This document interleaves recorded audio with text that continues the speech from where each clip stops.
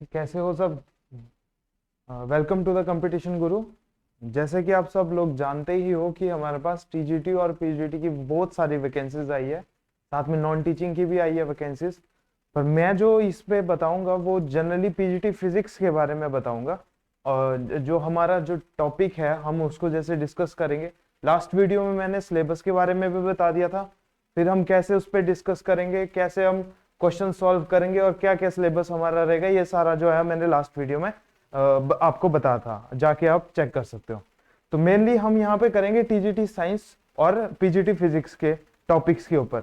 तो हमारा जो अगला टॉपिक है वो है, देखो जो हमारा अगला टॉपिक क्या है वो है वेक्टर्स के ऊपर। ठीक है, जनरली हम क्लास 11th के फिजिक्स से ही शुरू करेंगे, जिसमें मैंने यूनिट्स एंड डायमेंशन जो है वो पिछली वीडियो पे रिकॉर्ड कर दिया है। अब जो हमारा नेक्स्ट टॉपिक है वो होगा वेक्टर्स के ऊपर। जनरली काइनेमेटिक्स आएगा इसमें, और ये इसकी फर्स्ट वीडियो जो है हम वेक्टर्स के बारे में डिस्कस करेंगे कि वेक्टर्स होता क्या है, वेक्टर्स को कैसे डिफाइन करते हैं और अनदर चीजें।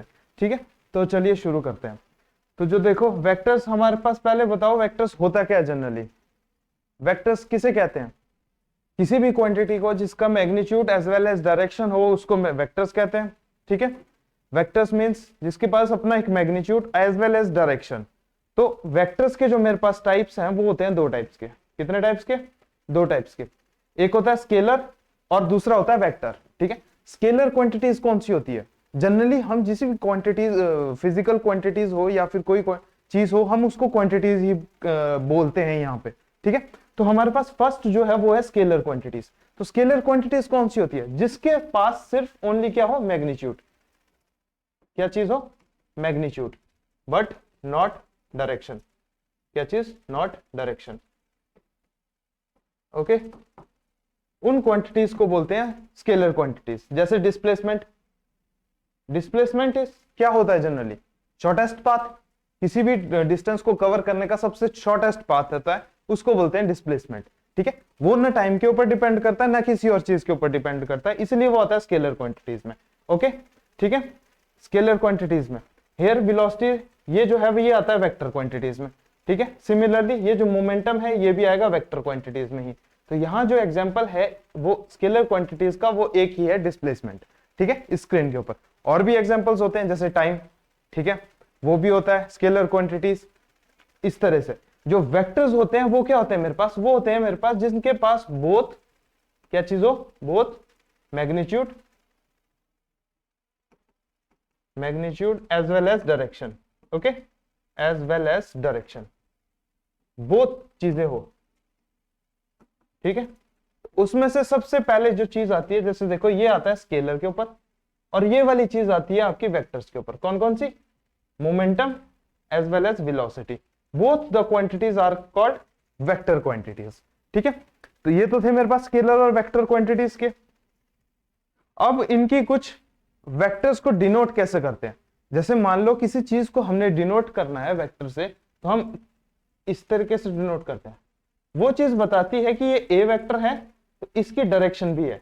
Where a vector is called its magnitude as well as its direction with respect to this point O. Okay, इस तरह से वेक्टर को डिनोट करते हैं। ठीक है, और ये हमारा मैथमेटिकल फॉर्म में हो जिसमें बोथ मैग्नीट्यूड, इस पार्ट को बोलते हैं मैग्नीट्यूड और इस पार्ट को बोलते हैं डायरेक्शन। ठीक है, दोनों चीजें आ गई। और वेक्टर को डिनोट कैसे करते हैं? वो करते हैं इस तरीके से। ठीक है, किस तरीके से? वेक्टर को डिनोट करते हैं इस तरीके से। ओके, तो जब हमने ये चीज कर लिया तो उसके बाद क्या करेंगे? तो हम देखेंगे कि मॉडुलस ऑफ वेक्टर्स क्या होता है जनरली। मॉडुलस ऑफ वेक्टर का मतलब है ये, वेक्टर का मॉड मतलब एक क्वांटिटीज जिसको हम इस तरीके से लिख सकते हैं, जिसका सिर्फ मैग्नीट्यूड ही लिखें। ठीक है, उसको बोलते हैं modulus of vector. Zero vector मतलब इसको डिनोट इस तरीके से करेंगे, इसको बोलते हैं zero vector. What are collinear vectors और पैरेलल वेक्टर्स? कोलिनियर वेक्टर्स होते हैं सेम, मतलब इस तरीके से एक ही पॉइंट से निकले और ऐसे गए, आइदर वो पैरेलल होंगे या फिर एंटी पैरेलल होंगे। ठीक है, उन वेक्टर्स को बोलते हैं कोलिनियर वेक्टर्स। देखो सेम सेम है, बेशक डायरेक्शन जो है वो उल्टी है बट उनका मैग्नीट्यूड जो है वो सेम है। ठीक है, उन वेक्टर्स को बोलते हैं कोलिनियर वेक्टर्स। अब उसके बाद हमारे पास आते हैं नॉन कोलिनियर वेक्टर्स। तो वो वेक्टर्स कैसे हुए, एक वेक्टर ऐसे, एक वेक्टर इस तरीके से। इन वेक्टर्स को बोलते हैं, जैसे ये ए वेक्टर है, ये बी वेक्टर है, जो आपस में पैरेलल भी नहीं है, बट हमारे पास क्या कर रहे हैं, वेक्टर जो शो कर रहे हैं। तो इन वेक्टर्स को बोलते हैं हमारे पास नॉन कोलिनियर वेक्टर्स। ठीक है,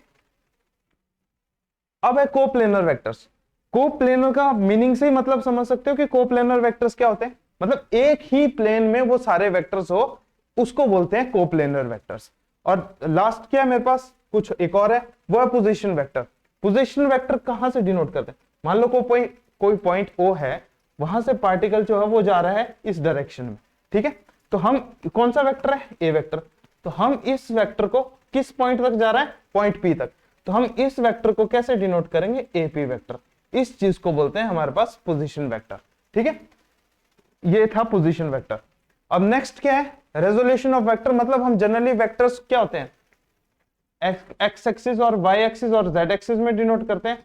इसको एक्स ले लो, इसको वाई एक्सिस ले लो, इसको जेड एक्सिस ले लो, ये पॉइंट ऑफ ओरिजिन है। तो एक्स एक्सिस के अलोंग हम लेते हैं आई कैप, वाई एक्सिस के अलोंग लेते हैं हम जे कैप, और जेड एक्सिस के अलोंग लेते हैं हम के कैप। ठीक है, ये हमारी डायरेक्शन जो होती है जनरली। ठीक है, अब देखो आई क्रॉस के करेगा तो वो किसके बराबर रहता है, के के बराबर। ठीक है, और सिमिलरली जे क्रॉस के करोगे तो वो होता है आई के बराबर, और के क्रॉस आई होता है वो होता है जे वेक्टर के अलोंग। ठीक है, सिमिलरली ये तो थे साइक्लिक कोऑर्डिनेट्स। अब अगर उल्टा कर दिया तो देखो सब में नेगेटिव साइन आया, इसमें भी और इसमें भी। ठीक है, तो इस तरह से होता है। ए क्रॉस बी को कैसे डिनोट किया जाता है, पहले ये बताओ, ये चीज भी पता होनी चाहिए। ए क्रॉस बी वेक्टर को कैसे मिलता है, ए का मैग्नीट्यूड इंटू बी का मैग्नीट्यूड इंटू साइन थीटा। ठीक है, इस तरीके से डिनोट किया जाता है। ठीक है, और सिमिलरली ए डॉट बी जो होता है वो कैसा था, ए डॉट बी होता है ए वेक्टर का मैग्नीट्यूड बी वेक्टर का magnitude into cos of theta. ठीक है, इस तरीके से डिनोट किया जाता है। तो इनको भी जो है आप रिवाइज कर सकते हो। ठीक है, नेक्स्ट जो मेरे पास लॉ है वेक्टर्स को ऐड और सब्ट्रैक्ट करने का, वो है डिस्ट्रीब्यूटिव लॉ। अब देखो मेरे पास तीन वेक्टर है यहाँ पे, इस केस में तीन वेक्टर है, तो मैं कैसे करूंगा, अगर ए वेक्टर क्रॉस बी प्लस सी है तो वो इस तरीके से लिखा जा सकता है। ठीक है, ए का पहले बी के साथ और फिर ए का सी के साथ। ठीक है, ये तो सिंपल। अगर मेरे पास ए वेक्टर बी जो है वो आई जे के की फॉर्म में दिया है और बी वेक्टर बी सेम आई जे और के की फॉर्म में दिया है, तो हम उसको करते हैं इस मैट्रिक्स से सॉल्व। ठीक है, इस तरीके से लिखते हैं, जो पहले जो वेक्टर लिखा है उसके सारे जो है कोफिशिएंट्स आई जे के वो यहां लिखने, सिमिलरली बी के जो कोफिशिएंट्स है वो यहां लिखने। ठीक है, फिर आई के अलोंग देखो इसको लिखते कैसे हैं, आई के अलोंग क्या करेंगे हम, इसको छुपा दो, इसको छुपा दो, a2b3 क्या चीज, a2b3 माइनस क्या करेंगे a3b2। ठीक है, अब लेते हैं माइनस जे कैप। ठीक है, माइनस जे लेते हैं तो बीच वाली लाइन को छुपा दो और ये भी छुपा दो, तो बचा क्या a1b3 माइनस b1a3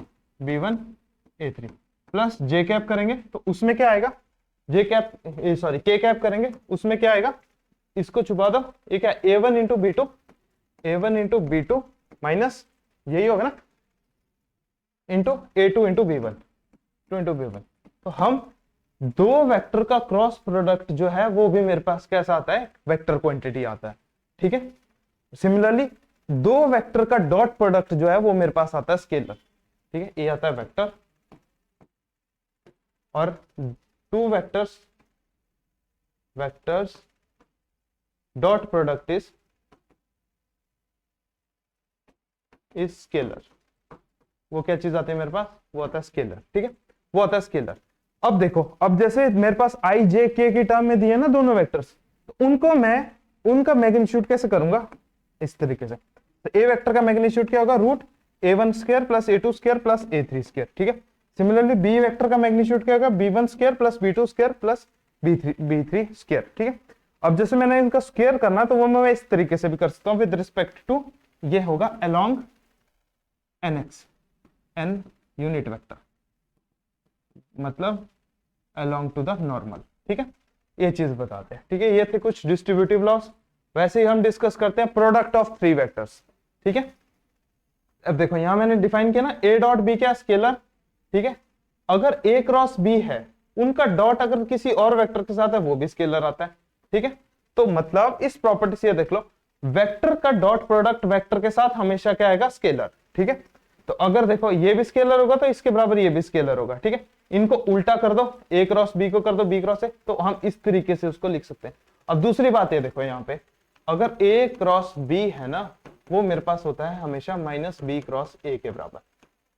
ठीक है, ये भी मेरे पास एक प्रॉपर्टी होती है। ठीक है, वहां से हमने जो है इसको कर दिया।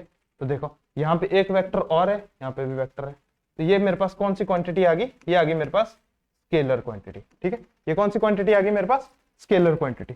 ओके, ठीक है, अब जैसे देखो इस तरीके से करो a cross B dot C, तो यहाँ पे कुछ एंगल्स लग गए हमारे पास। ये कौन से एंगल्स आ गए, एंगुलर एंगल्स। ठीक है, क्योंकि यहाँ पे कुछ क्वेश्चंस में गिवन होगा ओमेगा इन टर्म्स ऑफ जो है फ्रीक्वेंसी और या फिर एंगल।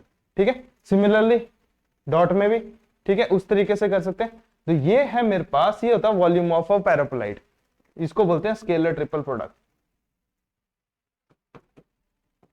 ट्रिपल प्रोडक्ट, या फिर इसको लिख सकते हैं ए डॉट बी क्रॉस सी, या फिर वॉल्यूम ऑफ पैराबोलॉइड। ठीक है, ये भी प्रॉपर्टी थी।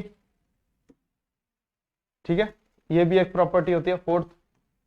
ए क्रॉस बी में हमने क्या किया, इंटरचेंज किए ये। ठीक है, इस तरीके से विद साइक्लिक ऑर्डर। ओके, इस तरीके से। तो इस तरह से हम वेक्टर्स को भी डिस्कस करेंगे क्लासेस में, as well as online offline. अगर आप सबको कोचिंग लेनी है या फिर टेस्ट सीरीज लेनी है, यहाँ पे स्टडी मटेरियल भी बाय कर सकते हो, टेस्ट सीरीज भी ले सकते हो, ऑनलाइन क्लासरूम भी हो सकती है और ऑनलाइन लाइव रिकॉर्डिंग भी चलेगा। ठीक है, और रिकॉर्डेड कोर्स भी होगा साथ में, फिर जो है क्रैश कोर्स भी होगा टोटल। अगर आपको एडमिशन या टेस्ट सीरीज जो भी लेना होगा वो आप इस नंबर पे कांटेक्ट करके ले सकते हैं। तो हम इसी में जो है सारा सिलेबस जो है वो detailed with previous year question जो है वो सॉल्व करेंगे इसमें।